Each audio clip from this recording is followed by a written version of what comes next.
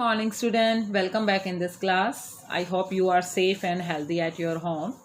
And student, this is the class 9, subject social science.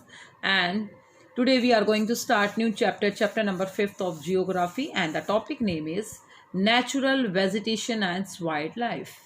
And this is the lecture 1. Student, this chapter we will cover in 5 to 6 lecture.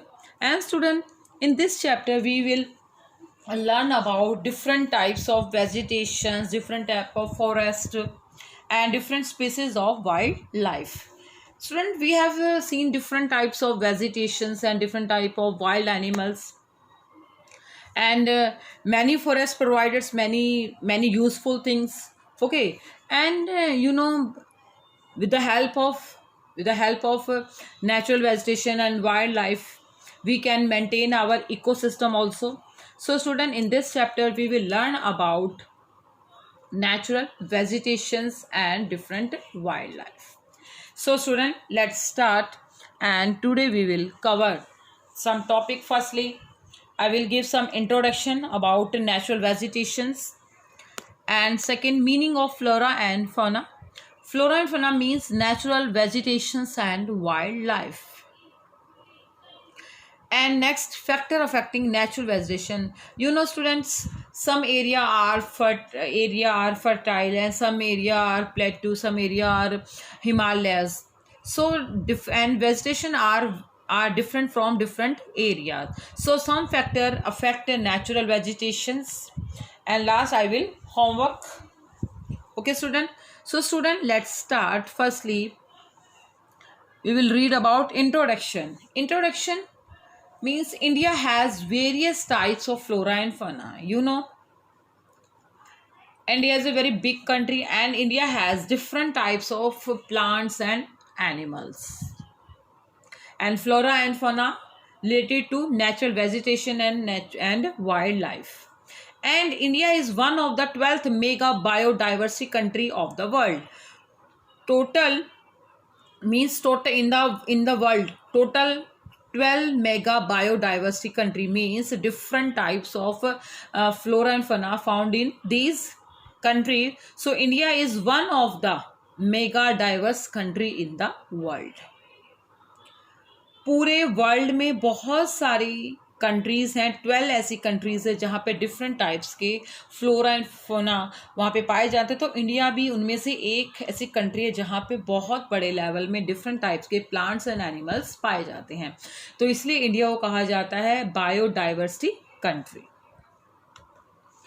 And 47,000 plant species, India occupies 10th place in the world and 4th place in Asia in plant diversity. Means in India there are 47,000 types of plants are found, and India get 10th position in the world in the area of plant, and 4th place in the Asia.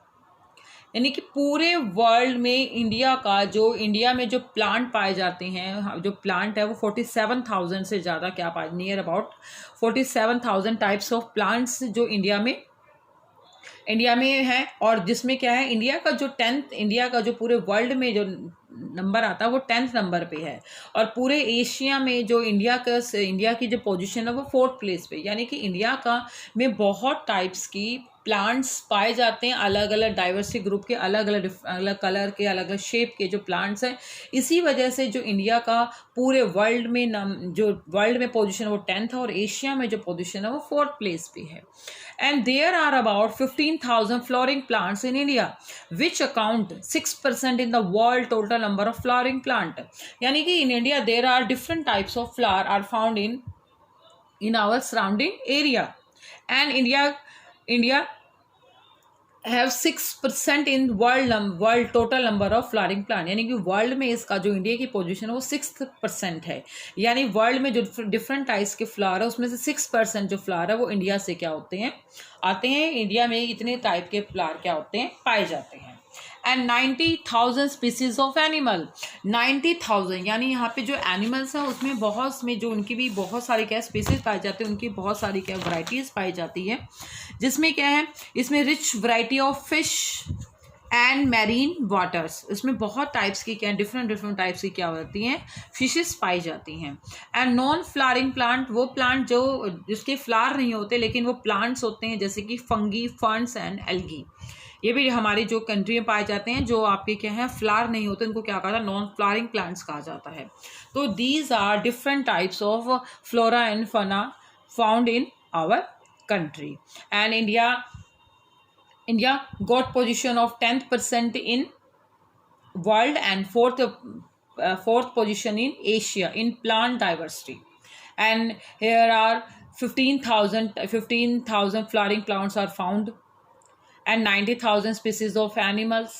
Okay, so these are different types of flora and fauna found in our country. Okay, so let's next, natural vegetation. What do you mean by natural vegetation, student? You know, natural vegetation means it's related with plants. Natural means natural. It refers to a plant community which has grown naturally without human aid and has been left undisturbed by human for a long time. Means these plants are grown without any interfere of human being and has been undisturbed by human for a long time, and it is called virgin vegetation.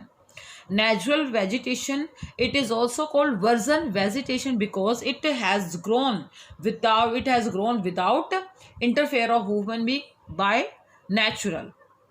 Okay, natural vegetation जिसमें कोई भी human इसमें interfere नहीं करता, जो naturally grow करते हैं, उसको हम क्या बोलते हैं, natural vegetation. And it is also called version vegetation.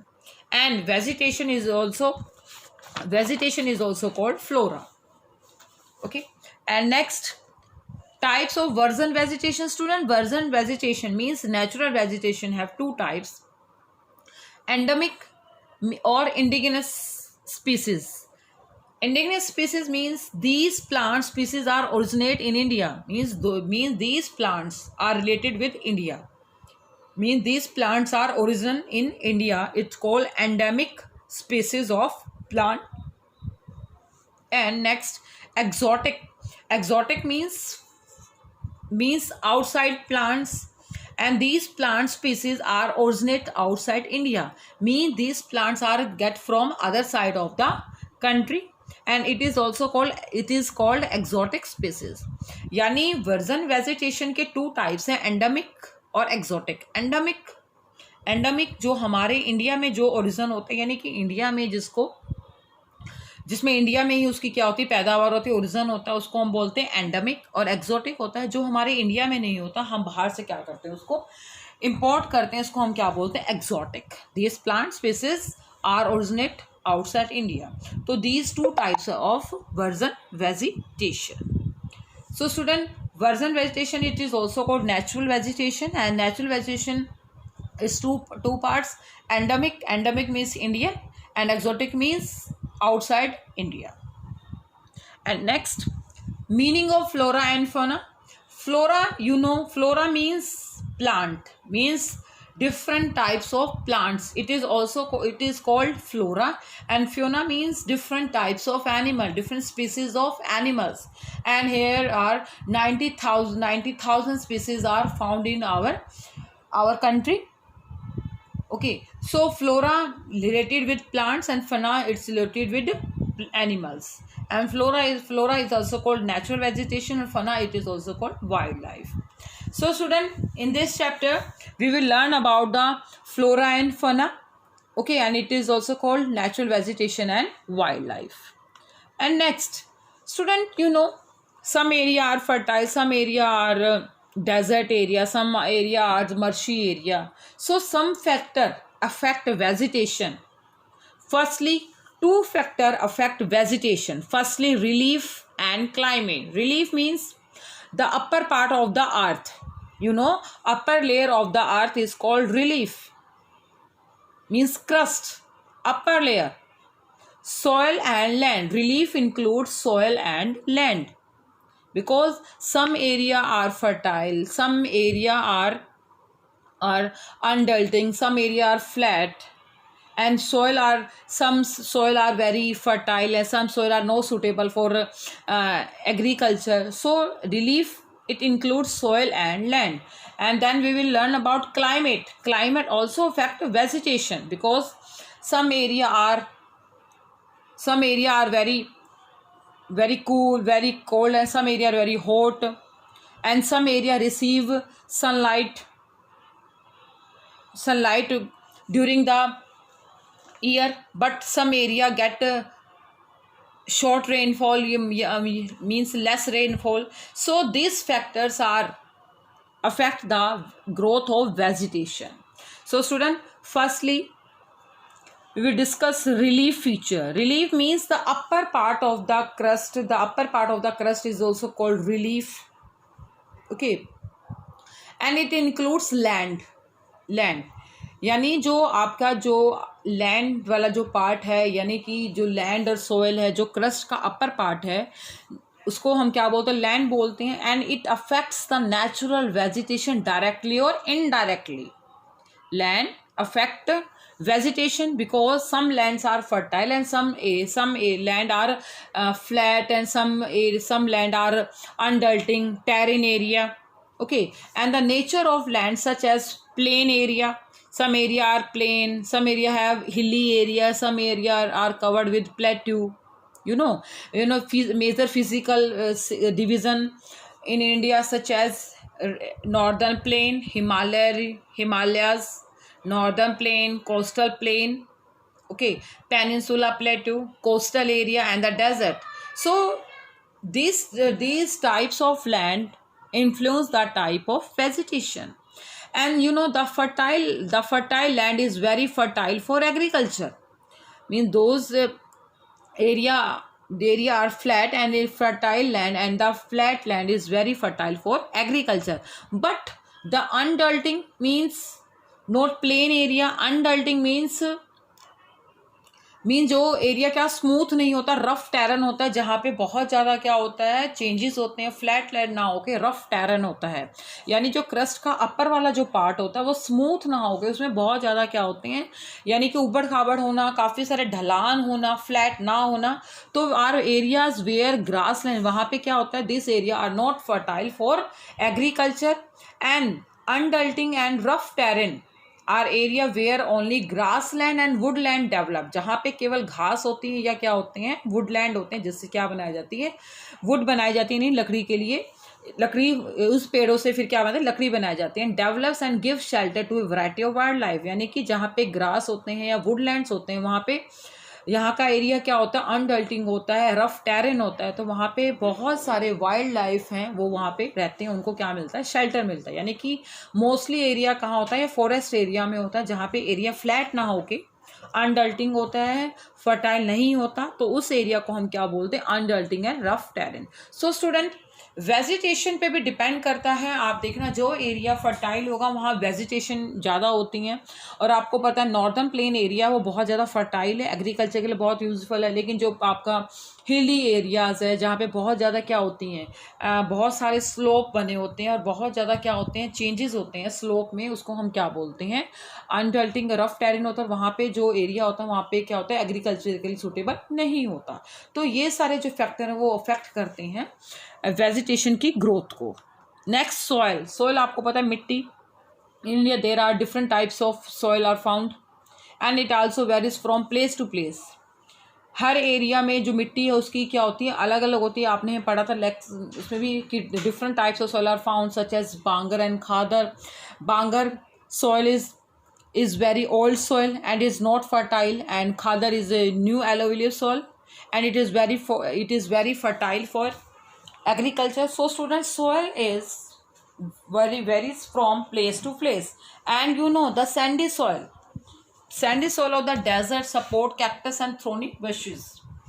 Sandy soil means चिकनी मिट्टी होती है. जो डेजर्ट्स में जो मिट्टी होती है बहुत ज़्यादा क्या होती है, सैंडी होती है. जो क्या होती है उसमें क्या होता है, it does not absorb water and it is not suitable for agriculture, and it's only the desert support only cactus and thorny bushes. तो क्या जो आपका डेजर्ट वाला एरिया है, मोस्टली जो एरिया राजस्थान वाला जो एरिया है वो सैंडी सोइल है, वहाँ पे एग्रीकल्चर काफ़ी कम होती है, और जो वहाँ पे कैक्टस प्लांट्स पाया जाता है, और वो छोटी मोटी क्या है झाड़ियाँ पाई जाती है, थ्रोनी बशेस कांटेदार झाड़ियाँ वहाँ पे पाई जाती हैं, क्योंकि जो कांटेदार झाड़ियाँ हैं वहाँ पे उनको ज़्यादा क्या है, कोई फर्टाइल लैंड की नीड नहीं होती, कोई वाटर की नीड नहीं होती। तो ये इस वाले एरिया में क्या होता है आपका सैंडी सॉइल होती है, और वो एरिया फर्टाइल नहीं होता, तो वहाँ पे वेजिटेशन भी ज़्यादा ग्रोथ नहीं करती।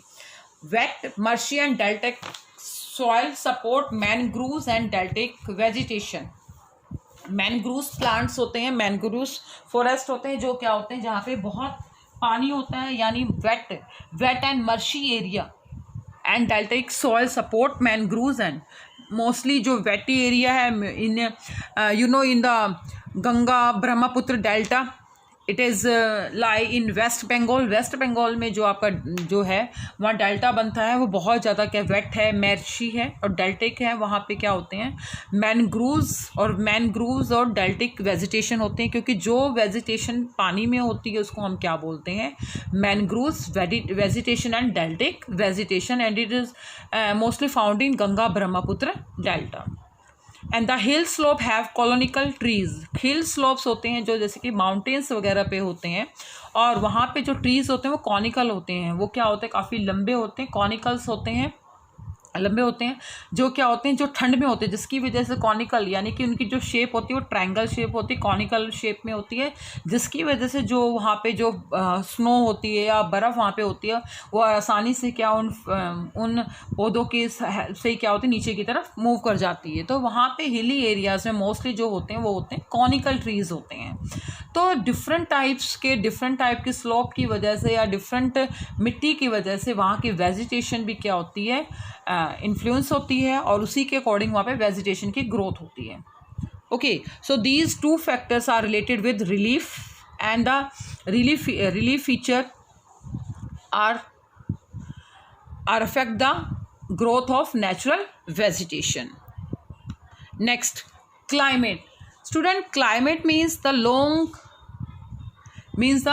long term variation in atmosphere, it is called climate, weather and climate। जब जहाँ का वेदर, जहाँ का एटमॉस्फेयर कुछ काफ़ी लंबे समय तक एक समान रहता है उसको हम क्या बोलते हैं, क्लाइमेट। क्लाइमेट क्या है, ज़्यादा जल्दी चेंज नहीं होता, और वेदर क्या होता है, short term variation in atmosphere. Weather में क्या होता है, जल्दी जल्दी क्या होता है, चेंजेस होते रहते हैं, कभी गर्मी है कभी सर्दी है, लेकिन क्लाइमेट क्या होता है जिसमें कई सालों में क्या होता है, चेंजेस होते हैं। क्लाइमेट जो मोस्टली एक जैसा ही रहता है। तो क्लाइमेट भी है बहुत आपकी ग्रोथ, नेचुरल वेजिटेशन की ग्रोथ को इफेक्ट करता है। फर्स्टली कैसे, those area receive high rainfall, and some areas receive high sunlight, and some area receive high rainfall, and some area are very colder than other area. Okay, so climate influence natural vegetation growth also. So firstly it include temperature यानी कि तापमान, आपको पता है, it along with humidity in the air, precipitation and soil determine the nature and extent of a region. किसी भी area की वहाँ की उसमें एयर में कितनी ह्यूमिडिटी है, कितना प्रेसिपिटेशन होता है, precipitation means rainfall, and soil determine the nature, वहाँ की सॉइल क्या है, वहाँ कितनी बारिश होती है, एयर में कितनी ह्यूमिडिटी, ये सारी चीज़ें भी वहाँ के जो टेम्परेचर क्या करता है, बताता है कि वहाँ का जैसा टेम्परेचर होगा उसी के अकॉर्डिंग क्या किया जाते हैं, वहाँ वेजिटेशन की ग्रोथ होती है। As the climate gets colder either by decreasing temperature और increasing height, and it's affect the nature and growth of vegetation. जैसे जैसे क्या होता है, टेम्परेचर डिक्रीज होता है, जैसे जैसे आप इक्वेटर से दूर जाते हो, जैसे जैसे दूर जाते हैं वैसे वैसे क्या होता है, टेम्परेचर क्या होता है, कम हो जाता है। जैसे जैसे हम ये इक्वेटर के पास होते हैं तो वहाँ पे बहुत ज़्यादा क्या होती है, गर्मी होती है, और जैसे हम इक्वेटर से दूर होते हैं तो वहाँ बहुत ज़्यादा क्या होती है, ठंड हो जाती है। तो जैसे जैसे हाइट पे जाते हैं तो हमारा टेम्परेचर क्या होता है, डिक्रीज़ हो जाता है। इसी की वजह से वेजिटेशन के नेचर और उसकी ग्रोथ में बहुत ज़्यादा क्या होता है, चेंजेस आ जाते हैं। और जो ज़्यादा इक्वेटर से दूर होता है, यानी कि आपका अंटार्कटिक वाले एरिया वहाँ पे बहुत ज़्यादा क्या ठंड होती है, तो वहाँ वेजिटेशन काफ़ी कम होती है, तो इसी वजह से वेजिटेशन पे वहाँ के टेम्परेचर का बहुत ज़्यादा इफेक्ट होता है। Example, on the slope of the Himalayas and the hill of the peninsula about the height of 915 metre, कि जैसे जैसे आप क्या होता है स्लोप होता है हिमालयस का, आपको पता है कि हिमालयस हैं 3 रेंजेस होते हैं, हिमालय, हिमाद्री एंड शिवालिक। वहाँ different types of temperature are found in this area. Mostly वहाँ पे जो नॉर्दर्न एरिया है, नॉर्दर्न हिमालय, वो मोस्टली वो बर्फ़ से कवर रहता है और वहाँ पे ठंड रहती है। मोस्टली इन जम्मू कश्मीर, देहरादून का ठंडा एरिया रहता है। And the hill of the peninsula, जो पेनिनसुला से जो आपकी हाइट अगर क्या होती है, आप पेनिनसुला से क्या होते हैं 915 मीटर अगर आपकी हाइट है, तो वहाँ भी टेम्परेचर का बहुत ज़्यादा क्या अफेक्ट होता है। तो जैसे जैसे अगर आप हाइट पे जाते हो, इक्वेटर से दूर जाते हो, तो वेजिटेशन में बहुत ज़्यादा क्या आते हैं, चेंजेस आते हैं, और इसी वजह से वहाँ की वेजिटेशन की ग्रोथ में भी बहुत डिफरेंशिएट पाया जाता है। Next, photo period. अभी हमने डिस्कस किया था कि टेम्परेचर कैसे डिफरेंट करता है, कैसे वहाँ के वेजिटेशन को इफेक्ट करता है। तो वैसे क्या, photo period means it is called sunlight. You know, some area gets more sunlight and some area get less sunlight.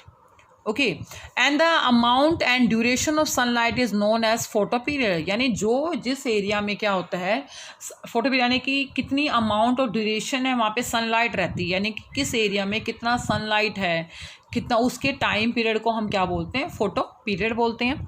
And it depends on latitude. अब latitude, you know, equator divide the country into 2 parts, okay, and the upper part is called northern hemisphere and the below part is southern hemisphere। और equator से हम जैसे जैसे हमारा high latitude पे जाते हैं, यानी कि हम इक्वेटर से ज़्यादा दूर जाते हैं, तो वहाँ पे ठंड क्या हो जाती है, ज़्यादा हो जाती है, वहाँ पे धूप क्या होती है, काफ़ी कम होती है। और जैसे जैसे हम इक्वेटर के पास आते हैं, ओके, जैसे हाई एल्टीट्यूड है तो वहाँ पे टेम्परेचर क्या हो जाएगा, बढ़ जाएगा। ओके, वहाँ पे हमें ऑक्सीजन की भी कमी होती है, तो वहाँ सनलाइट क्या होती है, काफ़ी कम होती है। लेकिन जैसे इक्वेटर होते हैं, इक्वेटर की डायरेक्ट रेस क्या होती है, इक्वेटर पे पड़ती हैं, जिसकी वजह से आसपास जो एरिया है वो क्या रहता है, आपका एवरेज रहता है, ना जहाँ गर्मी और ना ही ज़्यादा वहाँ पे सर्दी होती है। एल्टीट्यूड क्या होता है कि हाइट फ्रॉम सी, यानी कि सी से हमारे कितने हम दूर पे हैं, कितने हम ऊंचाई पे रहते हैं, एल्टीट्यूड कितना है। और जैसे जैसे हम हिमालय की तरफ जाते हैं तो हमारी जो है टेम्परेचर क्या हो जाता है, कम होने लग जाता है, जिसकी वजह से हमें वहाँ पे क्या होती है, जाते हुए क्या होती है, काफ़ी प्रॉब्लम्स होती हैं। तो जितनी जितनी हम हाइट पे रहते हैं वैसे हमें ऑक्सीजन लेने में प्रॉब्लम आती है। और कितना duration of the day season पे डिपेंड करता है कि सीज़न कौन सा, सीज़न यानी कि कोल्ड सीज़न है, समर सीज़न है, रेनी सीज़न है, तो डिपेंड करता है। तो उसी अकॉर्डिंग सनलाइट होती है, क्योंकि सर्दियों में क्या होता है, सन कम दिखता है, कम उसकी ड्यूरेशन काफ़ी कम होती है, गर्मियों में ज़्यादा होती है। तो इसी वजह से सनलाइट भी वेजिटेशन पे डिपेंड करता है। आप देखिए जहाँ पे एवरग्रीन फॉरेस्ट होते हैं वहाँ पे सनलाइट काफ़ी कम होती है, और जो वहाँ पे प्लांट्स होते हैं वो एक दूसरे के बिल्कुल क्या होते हैं, पास में होते हैं, और वहाँ पे क्या होते हैं, सनलाइट ना जाने की वजह से वो हमेशा क्या रहते हैं, वहाँ पे एवरग्रीन रहते हैं। And it's summon in summer plant growth is faster due to longer duration of sunlight.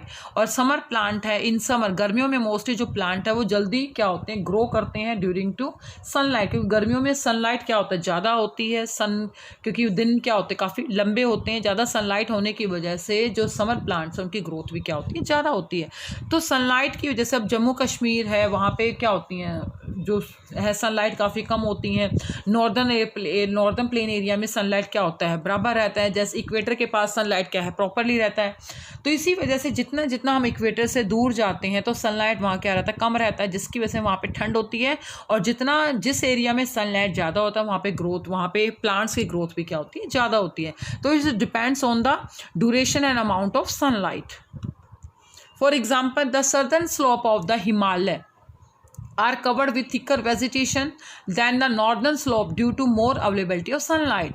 अब देखिए बेटा, हिमालयाज है, उसका हिमालयाज का सर्दर्न जो पार्ट है, हिमालयाज का नीचे वाला जो पार्ट है आपका, उसमें शिवालिक रेंज है, और वहाँ पे क्या होते हैं, वेजिटेशन काफ़ी कम होती हैं, क्योंकि वहाँ जो एरिया है मोस्टली कवर विद स्नो। जो आपका हिमालय, हिमाद्री वाला पार्ट है, ये क्या होता है, स्नो से कवर रहता है, वहाँ पे मोस्टली क्या सनलाइट भी काफ़ी कम होती है। लेकिन जैसे जैसे वो क्या आते हैं, नॉर्दर्न स्लोप ड्यू टू मोर, क्योंकि वहाँ पे नॉर्दर्न वाले जो एरिया है वहाँ पे क्या होती है, ज़्यादा ठंड होती है क्योंकि स्नो ज़्यादा रहता है, और जो सदर्न स्लोप है वहाँ पे क्या होते हैं, वहाँ पे सदर्न स्लोप पे क्या होते हैं, प्लांट्स ज़्यादा होते हैं क्योंकि वहाँ पे अवेलेबिलिटी ज़्यादा है। क्योंकि आपका जो नॉर्दर्न स्लोप है, हिमालय का जो नॉर्दर्न स्लोप है उस पर हमेशा वो कवर रहता है बर्फ़ से, लेकिन जो आपका सदर्न स्लोप यानी कि शिवालिक वाले रेंज से भी नॉर्दर्न प्लेन वाले एरिया, वहाँ पे क्या होता है, एरिया वहाँ पे बहुत जो वेजिटेशन होना स्टार्ट हो जाती है, फिर आगे तो एरिया फर्टाइल लैंड वाला आना स्टार्ट हो जाता है। तो ये एग्जाम्पल है, ये वहाँ पर डिपेंड करता है कि वहाँ पर सनलाइट की ड्यूरेशन कितनी है। And precipitation means rainfall, it is also called rainfall, कि किस एरिया में कितनी रेनफॉल होती है। And India receive almost is entire rainfall by advancing south west monsoon.